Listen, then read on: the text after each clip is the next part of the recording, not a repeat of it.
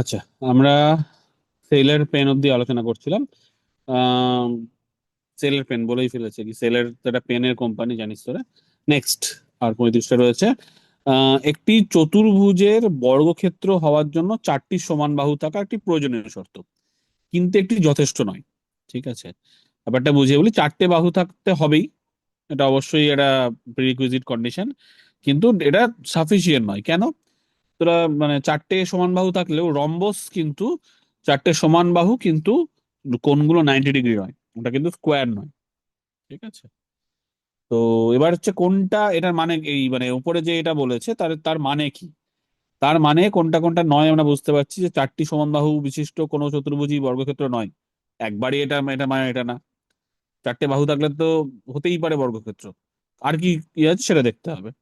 চতুর্ভুজের বর্গক্ষেত্র হওয়ার জন্য এই চারটি বাহু সমান হতে পারে না, একদমই এই কথাটাও ভুল। এখানে এখানে যা বলেছে, গণিত শাস্ত্রে বাহুগুলি সমান হওয়ার বিষয়টি একটি চতুর্ভুজের বর্গক্ষেত্র হওয়ার শর্তের সাথে সম্পর্কহীন, একদমই ভুল। এলিমিনেট করলেও এটা পাবো, আর ঠিকঠাক এ করলেও চারটি বাহু সমান না থাকলে কোনো চতুর্ভুজ বর্গক্ষেত্র হতে পারে না। তবে চারটি সমান বাহু থাকা মানে যে চতুর্ভুজটা বর্গক্ষেত্র হবে এমন কোনো নিশ্চয়তা নেই। ওই যেটা বললাম রম্বসের ক্ষেত্রে যেমন হয়। তাহলে এই হচ্ছে অ্যান্সার, বুঝতেই পারছিস। আচ্ছা, নেক্সট।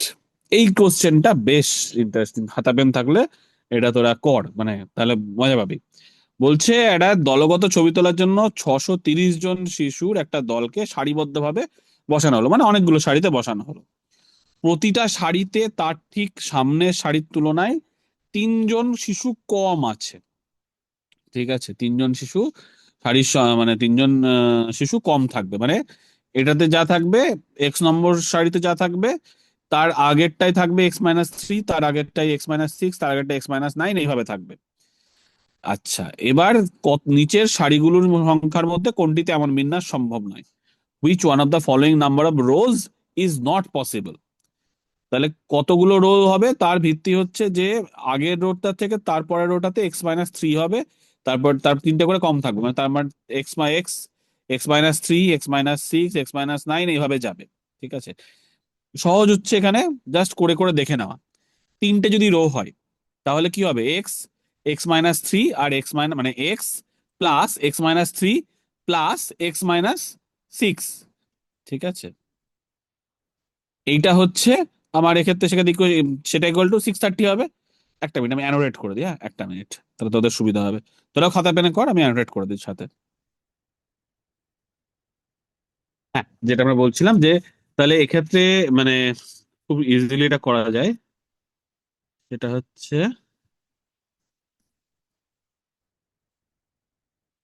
অ্যানোটেট করতে হবে না।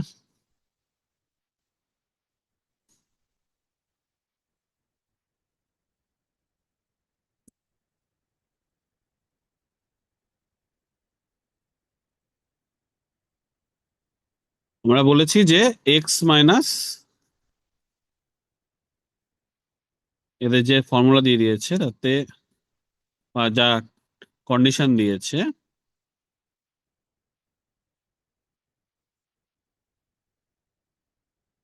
সেই অনুযায়ী প্রথমে তিনটে সারির জন্য আমরা তুলনা করব।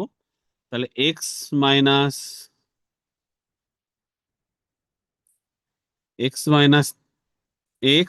প্লাস x-3 প্লাস x-6, তিনটে সারি হলে এটা হবে। এইটা ইকুয়াল টু 630, তাই তো যা বলেছে তাতে। তাহলে এইটা যদি 630 হতে হয়, তাহলে 3x-9 ইকুয়াল টু 639 হতে হবে। ঠিক আছে, আর তার মানে 3x = 639, মানে x = 213, আমি ধরে নিচ্ছি আর কি। ঠিক আছে, এক্স নম্বর সারিতে 213 থাকবে, তারপরটাই তাহলে 210, আর তারপরে 207, এই করে 630। পসিবল, এটা অবশ্যই পসিবল। আচ্ছা, এইবার আমি ধরে নিই যদি এটা চারটে সারি হয়। ঠিক আছে, তাহলে এখানে আমি একটা অ্যাড করে দেবো x-9, এইটা ইকুয়াল টু 630 হতে হবে। তাহলে চারটে এক্স, চারটে সারির, 4x - 3 × 6 = 9, আর 9 × 18, তাহলে 4x - 18 ইকুয়াল টু 630 হতে হবে। তার মানে 4x = 648 হতে হবে। তাহলে সেখানে একটা এক্স এর একটা রিয়েল ভ্যালু বেরোচ্ছে 150, আর 12 167 যায় আসছে এরকম একটা কিছু, 167, 164, 160, 157 এরকম ধরনের ভ্যালু বেরোবে। This is possible. আচ্ছা, 5টা যদি হয় তাহলে এখানে আরেকটা রো বেড়ে যাবে। তাহলে x plus three, x minus 3 plus x minus 6 plus x minus 9 plus x minus 12 equal to 630। তার মানে 5x প্লাস, মানে সরি, 5x মাইনাস 3 আর 6 9 আর 9 বা 18 আর 12 তে 30। তার মানে 5x মাইনাস 30 ইকুয়াল টু 630, মানে 5x ইকুয়াল টু 660 আসবে, x ইকুয়াল টু 112 বা এরকম কিছু একটা আসছে। ঠিক আছে, that is also possible, that is also possible. মানে 112, 109, 100, তখন বোঝাই যাচ্ছে আর কি, সেভাবে হলেও হবে আর কি। আচ্ছা, 6টা যদি সারি হয়ে যায় তখন জিনিসটা দাঁড়াবে এক্স, এখানে আরো একটা সারি বাড়বে, তাই 6 নম্বর সারিতে x-15 থাকবে। তাহলে আগের ছিল মানে কি দাঁড়ালো, 6x মাইনাস 3 আর 6 9 আর 9 18 আর 12 30 আর 15 45। ঠিক আছে, তাহলে 6x মাইনাস 45 ইকুয়াল টু হতে হবে 630। তাহলে 6x ইকুয়াল টু তখন হতে হবে হচ্ছে 675। 675, মানে 6x ইকুয়াল টু 675 হলে আর x এখানে রিয়েল ভ্যালুতে হতে হবে। ঠিক আছে, তাহলে সেটা বিভাজ্য নয়, তার মানে বোঝাই যাচ্ছে সেখানে গিয়ে হবে না। ঠিক আছে, কারণ 672 অব্দি বিভাজ্য হতো, কারণ 3 তখন রিমাইন্ডার থেকে যাচ্ছে, অবশিষ্ট থেকে যাচ্ছে। তাহলে সেই কারণে, আর তার এমন তো হতে পারে না যে অর্ধেক শিশুকে তুই বসাতে পারবি না কোথাও। ঠিক আছে, তো স্বাভাবিকভাবেই এইটা তাহলে যখন 6টা সারিতে এই এলএইচএস আরএইচএসটা স্যাটিসফাই করছে না, এই যে যে কন্ডিশন দিয়েছে সেটা স্যাটিসফাই করছে না। তার মানে আমার এখানে অ্যান্সার হবে হচ্ছে 6টা সারিতে গিয়ে এটা স্যাটিসফাই হবে না। ঠিক আছে, বুঝতে পারলি সবাই?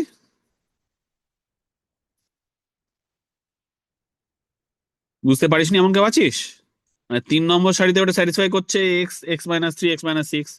4টে সারিতেও স্যাটিসফাই করছে, 5টা সারিতেও স্যাটিসফাই করছে, 6টা সারিতে গিয়ে তখন আর এটা এই কন্ডিশনটা স্যাটিসফাই করছে না। ঠিক আছে, বুঝতে অসুবিধা হচ্ছে কারির? তাহলে বলবি। মানে কেন বলছি, কারণ হচ্ছে পরবর্তী যে বিভিন্ন এক্সাম গুলো থাকবে সেখানে কিন্তু এই ধরনের বিভিন্ন অঙ্ক, মানে আমি বলছি না এই সেম টাইপ, বাট এই অ্যাপ্রোচটা থাকবে অঙ্কগুলোর। ঠিক আছে, এটা কিন্তু বোঝা যাচ্ছে। আচ্ছা, dependency ratio of a country খুব ইজি। ঠিক আছে, আমরা পিএলএফএস বা এরকম অনেক কিছু আলোচনা করার সময় এটা পেয়েছি, যে ওয়ার্কিং পপুলেশন আর ডিপেন্ডেন্ট পপুলেশন, সেটাই করতে গিয়ে তাহলে ডিপেন্ডেন্ট পপুলেশন ডিভাইড বাই যে ওয়ার্কিং এজ পপুলেশন। ঠিক আছে, সেইটা হচ্ছে আমার dependent population. Non working age population যেটা 15-র নিচে আর 64-র উপরে, 60 বা 64 উপরে, যেখানে যেমন করবি আর কি, সেইটা হচ্ছে বেসিক্যালি মানে non working population divide by working population is dependent population বা ডিপেন্ডেন্সি রেশিও।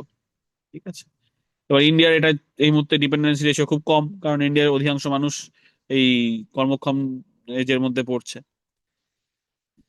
তাহলে সি হচ্ছে এটা আনসার। আচ্ছা, নেক্সট, হান্টার কমিশন কোন কারণে তৈরি হয়েছিল? হান্টার কমিশন দুবার হয়েছিল, একটা হান্টার কমিটি, একটা হান্টার কমিশন।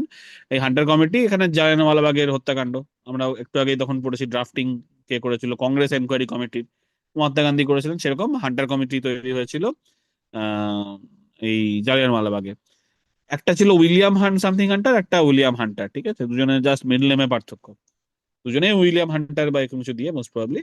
বাট দুটো আর এটা হলো একটা হান্টার কমিটি, আর একটা হচ্ছে ওই 1882 সালে আই থিঙ্ক এডুকেশন বা এই সমস্ত কিছু নিয়ে হয়েছিল। বাট ঠিক আছে, এটা আপাতত জালিয়ানওয়ালাবাগের জন্য হান্টার কমিটি তৈরি হয়েছিল। That's it.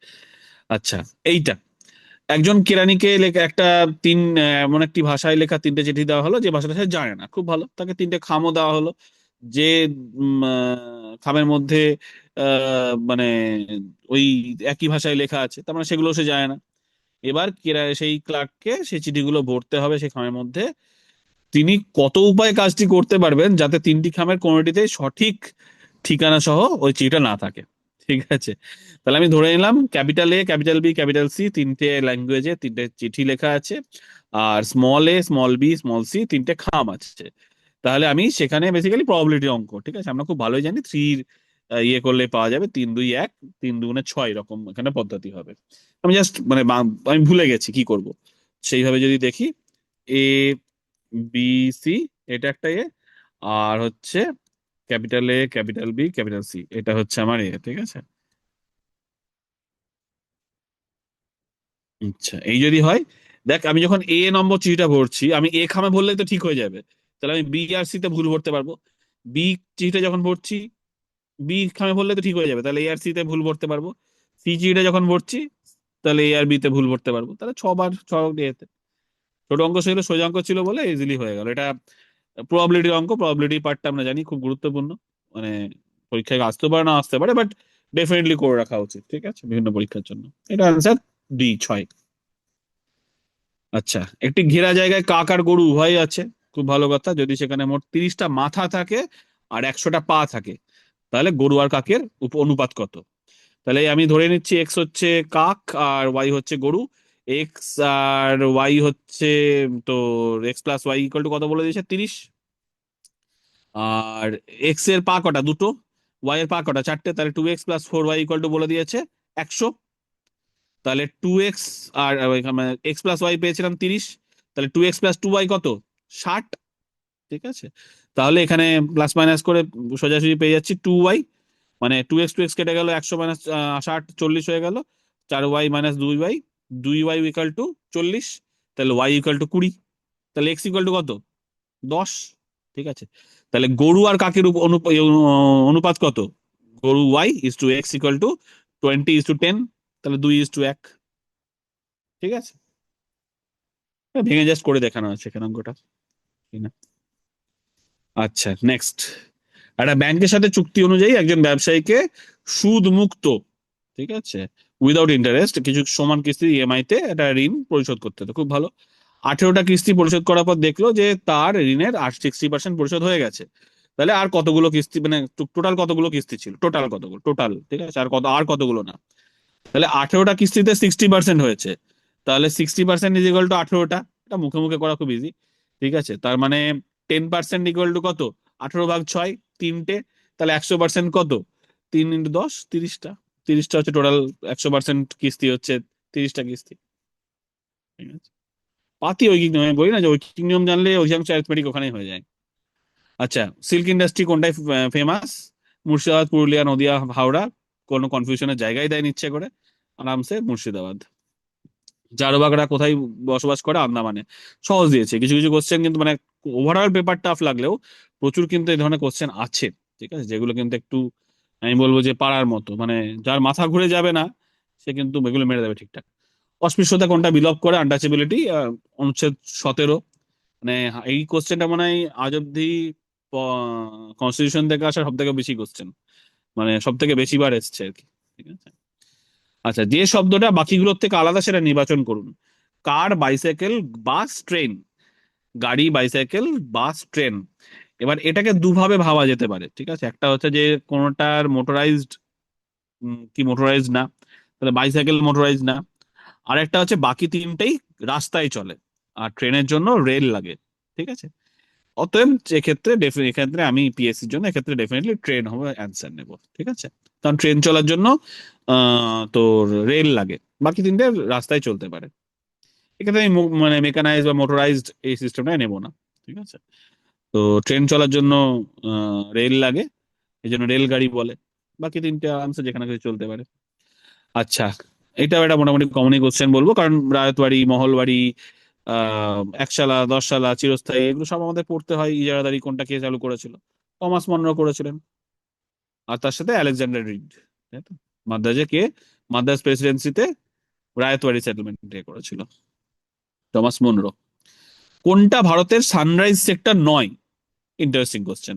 ঠিক আছে, যারা একটু মোটামুটি চোখ কান খোলা রাখিস তারা এটা অ্যান্সার পারবি, মানে এটা স্ট্যাটিক কোশ্চেন বলবো না আমি এটা একদমই। Which is not, that is the আর কি। AI and information technology, definitely AI নিয়ে কন্টিনিউয়াস চলছে। স্পেস টেকনোলজি, ডেফিনেটলি নানা রকম কাজকর্ম চলছে। ফুড প্রসেসিং এই মুহূর্তে খুব জোর দেওয়া হয়েছে, ঠিক আছে, অত্যন্ত জোর দেওয়া হয়েছে।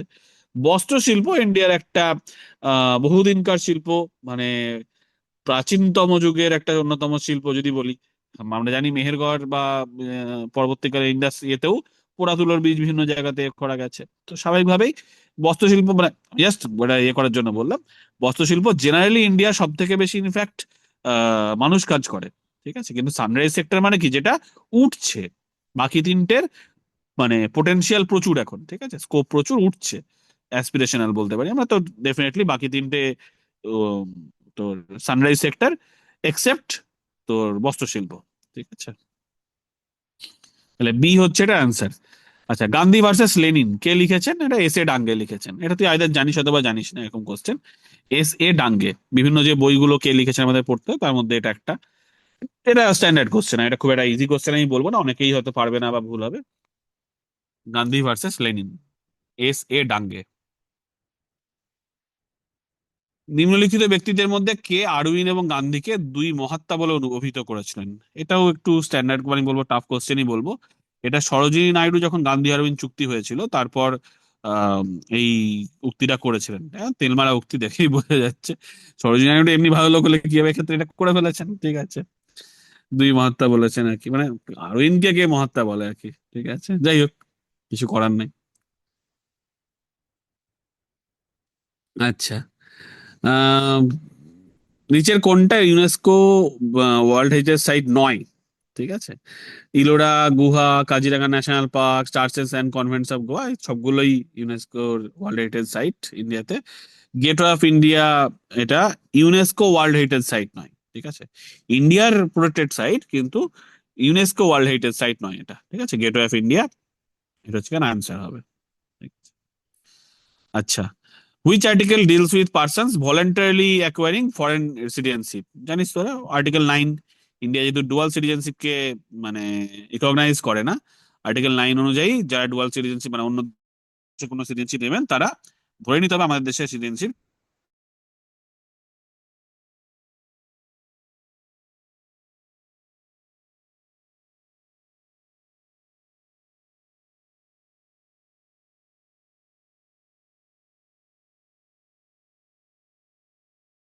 বিখ্যাত আর কি। ঠিক আছে, হায়দ্রাবাদ কেনার জন্য। এরকম প্রত্যেকটা কিন্তু জেনে রাখবি, হ্যাঁ, কোনটা কেনার জন্য কি, মানে যেগুলো আর কি বিখ্যাত সেগুলোর জন্য। আচ্ছা, ভারতবর্ষে পর্যাপ্ত পরিমাণে পাওয়া যায় নিম্নলিখিত এমন কোন মৌল থেকে পারমাণবিক শক্তি তৈরি করা সম্ভব? এখানে যে কটা আছে তার মধ্যে definitely thorium.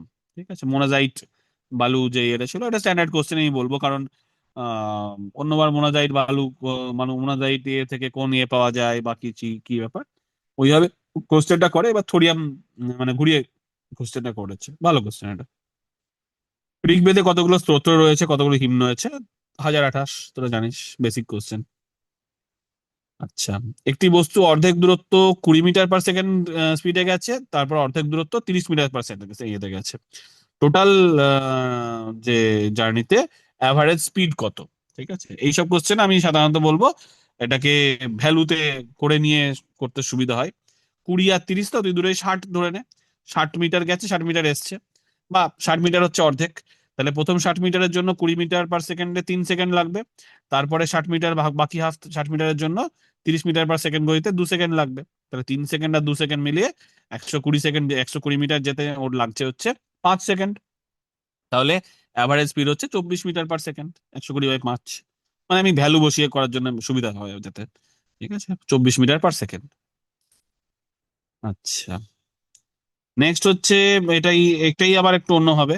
10 metre per second বেগে আর অবশিষ্ট অর্ধেক অংশ 40 মিটার পার সেকেন্ড বেগে গেছে, তাহলে কত হবে ওভারঅল? আমি একইভাবে ধরে নেব। ঠিক আছে, যে 40 মিটার ধরলাম আমি হাফ। তাহলে 40 মিটারের জন্য হচ্ছে প্রথমে 4 সেকেন্ড লাগবে। ঠিক আছে, তারপরে 40 মিটারের জন্য লাগবে হচ্ছে 40 মিটার পার সেকেন্ড 1 সেকেন্ড। তাহলে টোটাল ডিস্টেন্স কত? 40 + 40, 80 মিটারে ওর লাগছে 4 আর 1 এ 5 সেকেন্ড। তাহলে 80 মিটার যেতে 5 সেকেন্ড লেগেছে, তাহলে 1 সেকেন্ডে কত যাবে? 16 মিটার। তাহলে গড় বেগ হচ্ছে 16 মিটার পার সেকেন্ড। বেসিক্যালি তুলতে গিয়ে ভুল করে আর কি হয়ে ফেলেছে, তারপর র্যান্ডমাইজেশনের সময় এটা মানে করে আর তখন তুলতে পারে না। ঠিক আছে, হয়ে গেছে হয়ে গেছে এরকম। ঠিক আছে, কোশ্চেন একই টাইপের দুটো হয়ে গেছে, বাট লেট ইট বি। আচ্ছা, প্রাচীন কোন শাস্ত্রে তমসমা জ্যোতির্গয় এটা তো করা হয়েছিল? এটা বৃহদারণ্য উপনিষদ। ঠিক আছে, যেমন সত্যমেব জয়তে নেওয়া হয়েছিল কই থেকে? এনিওয়ান? মুন্ডক্য উপনিষদ। মুন্ডক উপনিষদ।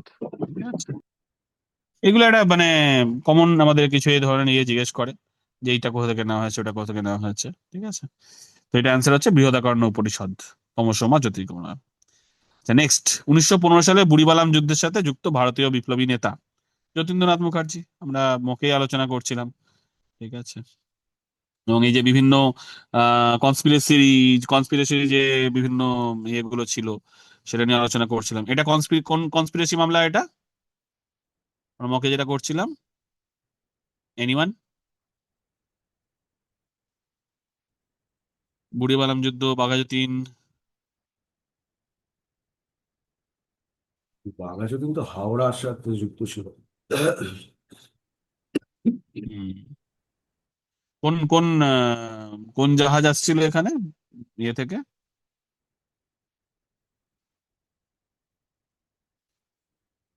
ওই তো ম্যাভেরিক, লার্সেন, আর তো একটা কি ছিল বেশ, হুম। তিনটে জাহাজ ছিল বোধহয়। রাইট। এই প্রত্যেকটা কনস্পিরেসি যে মানে যেগুলো রয়েছে, এই কনস্পিরেসি কনস্পিরেসি এগুলো কিন্তু অবশ্যই দেখে রাখা দরকার, হ্যাঁ।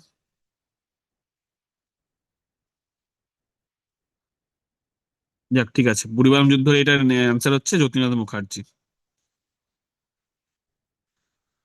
Persistent fall in the general price level of goods and services, মুদ্রা সংকোচন, ডিফ্লেশন। কেন মহামন্দা নয়, তাহলে আলাদা করে উল্লেখ করা থাকতো, ঠিক আছে, যে অন্তত কতদিন ইয়ে হলে বা কিভাবে হয়েছে, ঠিক আছে। মূল্য সংকোচনের কতদিন হলে তখন তাকে কি বলবো, তখন হচ্ছে মহামন্দা। মুদ্রা সংকোচন হচ্ছে পণ্য এবং সেবার সাধারণ মূল্যস্তরে ক্রমাগত পতন, ডিফ্লেশন। ওটা হচ্ছে অ্যান্সার। আচ্ছা, 191, এই কোশ্চেনটা একটা আর্গুমেন্টেটিভ কোশ্চেন আমি বলবো। 1919 সালে ভার্সাই সম্মেলনে ভারতীয় জাতীয় কংগ্রেসের মতামত তুলে ধরার জন্য কাকে পাঠানো হয়েছিল? অ্যাকচুয়ালি ওকে পাঠানো হয়নি, ঠিক আছে, no official was sent. B G Tilak, Bal Gangadhar Tilak সেই সময় ওইদিকে ছিলেন, এবং তিনি ভার্সাইতে যেহেতু হচ্ছিল, তিনিও যেহেতু একজন ভারতের মানে ব্রিটিশ সাম্রাজ্যের অন্যতম সব থেকে বড় ইয়ে হচ্ছে ভারত কলোনি, তো সেখানে উনি একটা অন্যতম বড় ফিগার, তিনি গেছেন, গিয়ে নিজের বক্তব্য দিয়েছেন। But that was not recorded, that was not an official resolution, এবং তার সেটাকে অফিসিয়াল লেগ হিসেবে ধরাই যায় না, ঠিক আছে। এখানে ইন্টারেস্টিং, আমি একটু আগে এই নরেন্দ্র মন্ডলের কথা বলছিলাম, এবং সেখানে ওই বিকারের রাজার কথা বলছিলাম না, গঙ্গা রাও, ঠিক আছে। উম, উনিও গিয়েছিলেন এখানে, ঠিক আছে, উনিও গিয়েছিলেন। মহারাজা গঙ্গা রাও ইন ভার্সাই, একটা ছবি আছে ওনার ফেমাস, এই যে গঙ্গা রাও। ইনিও কিন্তু কোনো ইয়েতে ছিলেন না, ঠিক আছে। গঙ্গা সিং, গঙ্গা সিং, সরি রাও বলছিলাম, Ganga Singh, Gangadhar Rao, Gangadhar Rao, Gangadhar Singh, whatever that নাম ইজ, ঠিক আছে, গঙ্গা সিং, বিকানের এরিয়া। এবং তার অন্যতম কারণ হচ্ছে যে মানে ভারতের বহুজন লড়েছিল প্রথম বিশ্বযুদ্ধে। যাই হোক, মোট কথা হচ্ছে, তবে এখানে মানে অ্যান্সার নেবে হচ্ছে বিজি তিলক, আগেই বলে দিচ্ছি। যেহেতু উনি গিয়েছিলেন, ঠিক আছে, বাট অ্যাকচুয়ালি কাউকে অফিসিয়ালি পাঠানো হয়নি, ঠিক আছে। অ্যান্সার হচ্ছে বাল গঙ্গাধর তিলক এক্ষেত্রে নেওয়া হবে। আচ্ছা, নিম্নলিখিত কে তার সৈন্যদের নগদ অর্থে বেতন দিতেন? জানিস তোরা, আলাউদ্দিন খেলজি। রেশন ব্যবস্থা কে চালু করেছেন, অমুক তমুক এইসব। আচ্ছা, খাকসার আন্দোলনের নেতা কে ছিলেন? এটাও আমি বলবো একটু কঠিন কোশ্চেনই বলবো। এটা হচ্ছে ইনায়েতুল্লাহ খান মাসরিকি, ঠিক আছে, ইনায়েতুল্লাহ খান মাসরিকি। খাকসার ওই খাকি ড্রেস পরতো, ওই জন্য খাকসার। যেমন লাল শার্ট আন্দোলন, সেরকম খাক শার্ট, খাকি শার্ট, ওখান থেকে খাকসার। ইনায়েতুল্লাহ খান মাসরিকি। আচ্ছা, এখানে এটা দিয়েই দিয়েছে, 2x - 3y = -12, আর x/y = 3/4 হলে x আর y এর মান কত, ঠিক আছে।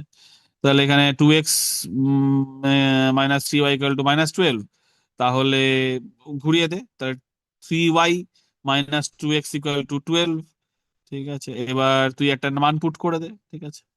2x - 3y = তাহলে 3y - 2x = 12, তাহলে আমি মান পুট করে দিচ্ছি, থ্রি এখানে y এর জায়গাতে, 3 × 3/4, ঠিক আছে,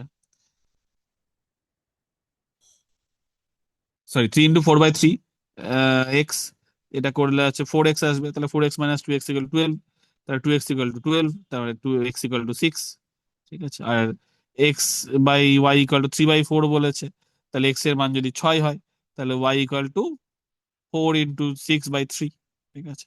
তাহলে x = 6, y = 8, এটা বেরিয়ে যাবে। বেসিক অ্যালজেব্রা আর কি এখানে আছে একদম, ঠিক আছে, করলেই পাবি। আচ্ছা, এই কোশ্চেনটা ইন্টারেস্টিং। যদি পুনম একই দামে দুটো ছাগল বিক্রি করার সময় একটা ছাগলে 10% লাভ করে আর অন্যের চেয়ে 10% ক্ষতি হয়, অনেকেই কোশ্চেনটা ভুল করেছে। মানে একই দামে দুটো ছাগল বিক্রি করেছে, ঠিক আছে, এইখানেই অনেকে কোশ্চেনটা ভুল অ্যান্সার করেছে। তাহলে সেইখানে তার একটাতে 10% লাভ, একটা 10% ক্ষতি। তাহলে ফাইনালি তার কি হয়? আমি ধরে নিচ্ছি দুটোই তো 90 টাকাতে বিক্রি করেছে, ঠিক আছে। তাহলে একটা তোর হবে হচ্ছে ওই মোটামুটি 100 টাকাতে কিনেছিল, 10% লস করে 90 টাকায় বিক্রি করেছে।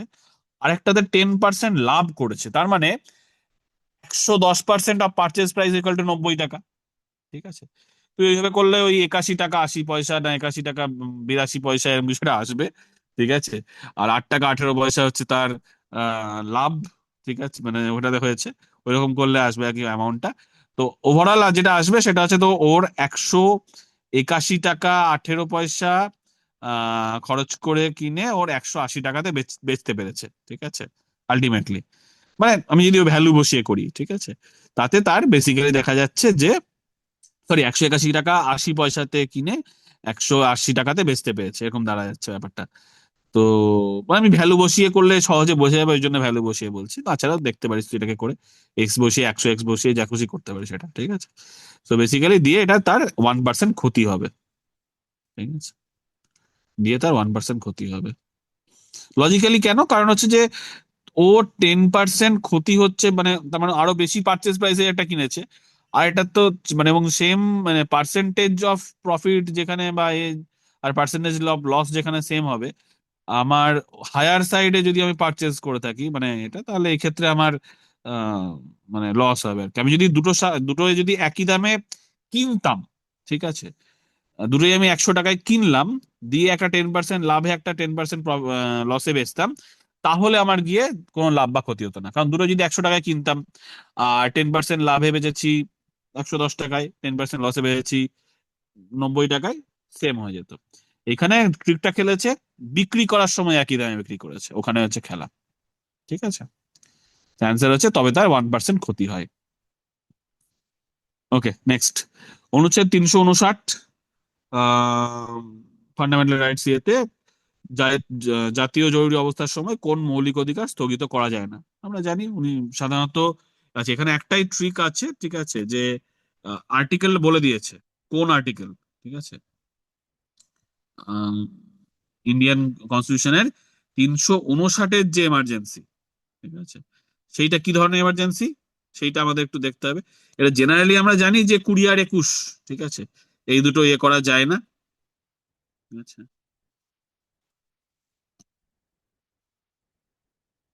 এবং মানে এই ইয়েটা যে পাওয়া গেছে আর্টিকেল, আমরা যদি দেখে নিই, আর্টিকেল 359। এটা ন্যাশনাল এমার্জেন্সির সময় করা হয়। ন্যাশনাল এমার্জেন্সি হলে বেসিক্যালি কোন অনুযায়ী suspension of the environments of the enforcement of the হ্যাঁ, রাইটস মানে কনফার্ড। প্রেসিডেন্ট নোটিফিকেশনের মাধ্যমে করে। একদমই, মানে তার মানে বেসিক্যালি ফান্ডামেন্টাল রাইটস গুলোকে কার্টেল করার জন্য ন্যাশনাল এমার্জেন্সির সময় এই এই প্রভিশনটা রয়েছে। কিন্তু স্টিল সেখানেও কিন্তু 19 আর সেখানে কিন্তু 20 আর 21 জীবন জীবিকার অধিকার এই ধরনের এবং ব্যক্তি স্বাধীনতার সেখানে এই দুটো কিন্তু সেখানে করা যায় না, ঠিক আছে। আর্টিকেল 20 আর 21 এই দুটোকে সাসপেন্ড করা যায় না, ঠিক আছে। আচ্ছা, নেক্সট আবার একটা আঁকার ঠিকঠাক করে আঁকতে পারলে এটা হয়ে যাবে। একটা গাড়ি যখন সরল পথে চলতে থাকে তখন জিপিএস মানচিত্রের ডান কোণায়, ঠিক আছে, মানচিত্রের নিচের ডান কোণায় উত্তর দিক নির্দেশিত থাকে, ঠিক আছে। GPS mapping showing north in the bottom right hand corner, in which direction will it be travelling after it turns 90 degree left, ঠিক আছে। তাহলে আঁকাটা ভালো আঁকতে হবে। এটা আমি প্রথম কেটে দিলাম, এদিকে গাড়ি যাচ্ছে, ঠিক আছে, উপরে দিকে এদিকে গাড়ি যাচ্ছে। এদিকে গাড়ি যাওয়ার সময় এই পয়েন্ট আমি দেখছি আমার বটম রাইট, এইখানে বটম রাইট এইখানে আমার নর্থ দেখাচ্ছে, ঠিক আছে। আচ্ছা ঠিক আছে, তাহলে এখানে যদি নর্থ হয় তাহলে এটা ইস্ট, এটা সাউথ, এটা ওয়েস্ট। আচ্ছা, এবার আমি এখানে যাচ্ছিলাম, আমি 90 ডিগ্রি বাঁ দিয়ে ঘুরে গেলাম, তাহলে সাউথ ইস্টে ঘুরলাম, ঠিক আছে, বোঝা যাচ্ছে সাউথ ইস্ট হচ্ছে অ্যান্সার। ডিরেকশনের কোশ্চেন গুলো এবার বেশ বেশ দিয়েছে, মানে ইন্টারেস্টিং। সাঁওতালি ভাষার লিপি কোনটা? অলচিকি, জানিস সবাই তোরা এটা। আচ্ছা, এই কোশ্চেনটা আমি মানে মনে হয় সবার ভুল হয়েছে, যদি না কেউ এটা স্পেসিফিক্যালি মানে প্র্যাকটিস করে থাকে। পার হেক্টর ভিত্তিতে কোন বনে maximum amount of carbon hold হয়ে আছে, ঠিক আছে? Which of the following forest hold maximum amount of carbon? কি অপশন দিয়েছে? পেনিনসুলার সাল forest as found in West Midnapore district. তার মানে সোজা কথা হচ্ছে peninsular forest, dry peninsular forest আমি যাদের বলবো। Tropical moist deciduous forest as found in the Buxa tiger reserve, ক্রান্তীয় আর্দ্র পর্ণমোচী বক্সাতে যেটা। সুন্দরবনের ম্যানগ্রোভ বন, আর কালিম্পং এর লাভা অঞ্চলে প্রাপ্ত চিরহরিৎ নাতিশীতোষ্ণ, মানে এভারগ্রিন টেম্পারেট ফরেস্ট। আচ্ছা, জেনারেলি আমাদের মনে হতে পারে এখানে অ্যান্সারে, এটা তো অবশ্যই হবে না, শালবন হবেই না। জেনারেলি আমাদের মনে হতে পারে যে এবার আমরা ম্যানগ্রোভ কারো মাথা দিয়ে আসবে না। আর লাভা মানে চিরহরিৎ নাতিশীতোষ্ণ, টেম্পারেট এভারগ্রিন, আর ক্রান্তীয় আর্দ্র পর্ণমোচী টেম্পারেট ট্রপিক্যাল ময়েস্ট ডেসিডুয়াস এর মধ্যে কোশ্চেন আসবে। এই দুটোর মধ্যে হলে ডেফিনেটলি আমি তখন ট্রপিক্যাল ময়েস্ট ডেসিডুয়াস এর ওখানে যাব, ঠিক আছে? যে ট্রপিক্যাল ময়েস্ট ডেসিডুয়াসে যেহেতু আন্ডারগ্রোথ বেশি হবে, নিচের আগাছা বেশি হবে, বৃষ্টিপাত বেশি। বক্সাকা ব্যাঘ্র প্রকল্পের নামও করে দিয়েছে, সব থেকে বেশি বৃষ্টিপাত হয় ওখানে পশ্চিমবঙ্গের মধ্যে। তার মানে ওখানে সব থেকে বেশি মানে ওভারঅল ইকোসিস্টেম সব থেকে বেশি রিচ হবে, সব থেকে বেশি কার্বন ইয়ে করবে। কিন্তু কিন্তু এটা অ্যান্সার হচ্ছে পশ্চিম মানে সুন্দরবনে প্রাপ্ত ম্যানগ্রোভ ফরেস্ট, ঠিক আছে? এইটা মানে একদম সবাইকে ভুল করানোর জন্যই দিয়েছে। এটা তুই আইদার জানিস মানে এটা ইনফ্যাক্ট আই থিঙ্ক প্রেপ বা এরম কোনো জায়গায় কোনো একটা মানে কোশ্চেন ছিল, এটা কোনো পিওয়াই তো খুব সম্ভবত নেই, সম্ভবত, আমি দেখিনি কোনোদিন এটা, বা কোনো বইতেও তুই পাবি বলে আমার মনে হয় না। পেলে ভালো কথা। আইদার তুই জানিস বা প্র্যাকটিস বাই চান্স করেছিস, তবে তুই পারবি, তাছাড়া তুই পারবি না। এটা একদম ইয়ে হচ্ছে যে ম্যানগ্রোভ ইন্টারেস্টিংলি এবং সারপ্রাইজিংলি সব থেকে বেশি কার্বন হোল্ড করে, ঠিক আছে? সব থেকে বেশি কার্বন ইয়ে করে, ঠিক আছে? ওই যে শ্বাসমূল ঠেসমূল অমুক তমুক ইয়ে করে, ও কন্টিনিউয়াস ধরে রাখার জন্য প্রচুর পরিমাণে ওকে কার্বন অ্যাসিমেট করতে হয়, ঠিক আছে? এটা অ্যান্সার হচ্ছে সি। সারপ্রাইজিং অ্যান্সার, অত্যন্ত সারপ্রাইজিং অ্যান্সার, এবং কোনো কনসেপ্টে কোনো এতে নর্মালি বেরোবে না, ঠিক আছে? আচ্ছা, লাস্ট একা আন্দোলনের নেতা তোরা জানিস মাদারি পাসি, ঠিক আছে? সো দ্যাট ওয়াজ দ্য মানে কি বলবো, আমাদের এবছরের যে টোটাল কোশ্চেন বাই কোশ্চেন, প্রত্যেকটা কোশ্চেনকে আমরা 200টা কোশ্চেনের 200টাকে মানে আলোচনা করলাম, কোনটার কি অ্যান্সার হওয়া উচিত, কোনটা কি অ্যান্সার হবে, কি কারণে হবে, পুরোটা দেখলাম। তোদের যদি কোনো কনফিউশন থাকে আমাকে কমেন্ট করে বা লিখে করে জানাতে পারিস, ঠিক আছে? তোরা কোনো এখনো কোনো প্রশ্ন এখন যারা আছিস লাইভে তারা জানতে বা আমাকে জিজ্ঞেস করতে পারিস, ঠিক আছে? কোনো জায়গাতে কাট অফ স্যার নিয়ে আমি রিজনিং কিছু একটা এই মুহূর্তে কোশ্চেন কমেন্ট ছিল। করছি না, ঠিক আছে? কাট অফ আমি দরকার হলে পড়া, কাট অফ নিয়ে দেখ বেসিক্যালি আমার কোশ্চেন টাফ হয়েছে, তবে কিন্তু প্রচুর জায়গা ছিল যারা ঠিকঠাক প্রিপারেশন নিয়েছিস। সেটা শুধু মানে কোনো নির্দিষ্ট ফোরাম বলে কিছু না, বা আমাদের সাথে যারা কাজ করেছিল তাদের কথা বলছি না, মানে জেনারেলি বেনবটিক বা যে কোনো জায়গাতে যারা ঠিকঠাক প্রিপারেশন নিয়েছিস, ঠিক ডিসিপ্লিন ওয়েতে নিয়েছিস, তার কিন্তু কোনো বিকল্প নেই, এই জায়গাটা কিন্তু বোঝা যাচ্ছে, ঠিক আছে? এই পরীক্ষাগুলো থেকে। তো ইভেন যারা মক করেছিলি বা ক্র্যাশ কোর্সে করেছিলি, তারাও যেগুলো বলা হয়েছিল সেগুলো যদি করে থাকিস, বা লাস্ট দিন অব্দি যদি ক্লাসে যা আলোচনা হয়েছে বা যা করা হয়েছে ডিসিপ্লিন ওয়েতে করলে, না হওয়ার কারণ নেই, ঠিক আছে? এবার কত কাট অফ কি না সেটা আমরা পরে দরকার হলে আলোচনা করবো, বাট আমার ধারণা আগের বছরের মতো বা তার থেকে একটু কমও হতে পারে। বাট তবে তবে একটা খুব ইন্টারেস্টিং জিনিস, এবছর কিন্তু আমি বহুজনকে জানি যারা বেশ ভালো করেছে মনে হচ্ছে। মানে যেমন প্রচুর কঠিন কোশ্চেন আছে যেগুলো বাদ যাবে, তেমন সহজ কোশ্চেনে কিন্তু বেশ কিছু আছে, ঠিক আছে? এটা অবশ্যই আমি বলবো। হ্যাঁ, বল কি কোশ্চেন, কেউ কিছু জিজ্ঞেস করছিলি? ট্রায়াঙ্গেল ট্রায়াঙ্গেল স্কোয়ার সার্কেল ছিল না? হ্যাঁ, স্যার রিজনিং একটা অটো আউট। হ্যাঁ তো প্রথম দিকে ছিল, রাইট। হ্যাঁ তো অনেকে তো দেখলাম মানে বলেছে, আমি দেখলাম অ্যান্সারে অনেক সংস্থায় যে ট্রায়াঙ্গেল যেহেতু বাহুর বেসিসে, ব্যাপার ওটা তো ডিগ্রির ব্যাপারও হতে পারে স্যার। 360 ডিগ্রি করে বাকি না, তিনটে হবে আছে। না, হবে না, হবে না, হবে না, হবে না। মানে এবার দেখ, জোর করে নিলে সেটা কিছু করার নাই, ঠিক আছে? বাট জেনারেলি ওটাই হয়, ঠিক আছে? ডিগ্রি দিয়ে ধরতে পারলে সেটা কিছু করার নেই, ঠিক আছে? ডিগ্রি দিয়ে ধরলে সেটা করতে হবে, ঠিক আছে? মানে ডিগ্রি করলে তখন সেভাবে হবে, ঠিক আছে। তবে জেনারেলি ওটা হয় উচিত, ঠিক আছে। তবে ঠিক আছে, মানে যদি কেউ ওটা যেহেতু 180 আর বাকিগুলো 360, সেই হিসেবে কেউ ধরতে পারে চাইলে, ঠিক আছে, সেই হিসেবে ধরেছে বোঝা যাচ্ছে। স্যার আমি ওটা ওইটা ভেবেই করেছিলাম, পরে দেখলাম ভুল হয়ে গেছে আচ্ছা, তাহলে। না ঠিক আছে, ঠিক আছে, তুমি ত্রিভুজ ওই লজিকে করলে ঠিক আছে, করতে পারো, অসুবিধা নেই। ত্রিভুজ 180, বাকিগুলো 360, ঠিক আছে, you may go for that, কোনো অসুবিধা নেই। আর কোনো কোশ্চেন নিয়ে কারো আমার তো কোনো এক নম্বর আর দাদা এরপরে হ্যাঁ আমার প্রিপারেশনটা মানে মেন্স এর ব্যাপারে কিভাবে শুরু করবে? বাস ট্রেন এগুলো একটা বলছি, ছিল না, আলোচনা অড করবো। Man out.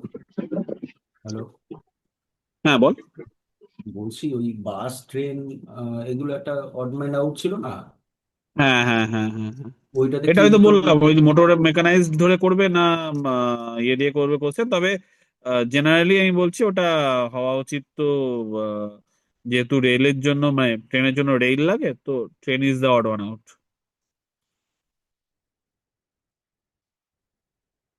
আচ্ছা, তো ওইটাই করেছি। এবার ওইটা তো অনেক রকম ভাবে হয়, ওইটা নিয়ে একটু ঠিক সমস্যা আছে, হচ্ছে। ঠিক আছে, ওটা একটু আর্গুমেন্টেটিভ হতে পারে, বাট ওটাকে ধরে নিতে হবে। যেমন আমি এখানে মেনে নিচ্ছি যে হ্যাঁ, এটা 360 আর ওটা 180, সেটা হতে পারে, আমার কিছু নেই, ঠিক আছে, ওকে। ওটা যদি ট্রেন আর অ্যান্সার কিছু? হয় তাহলে দাদা 1 নম্বর কমে গেল আমার। কোনটা? ওই বাইসাইকেল, ওটা যদি তুই ট্রেন বাইসাইকেল অ্যান্সার হয়ে করেছিলি যায় তো? তাহলে 1 নম্বর বাইসাইকেল কমে গেল। তুই আমার মোটরাইজ ধরে বাইসাইকেল থেকে করেছিলি? করি। হ্যাঁ, তুই হুম মোটরাইজ হুম। ধরে করেছিস না? এটা অবশ্যই আর্গুমেন্টেটিভ, এটা আর্গুমেন্টেটিভ, অবশ্যই আর্গুমেন্টেটিভ, এটা কিছু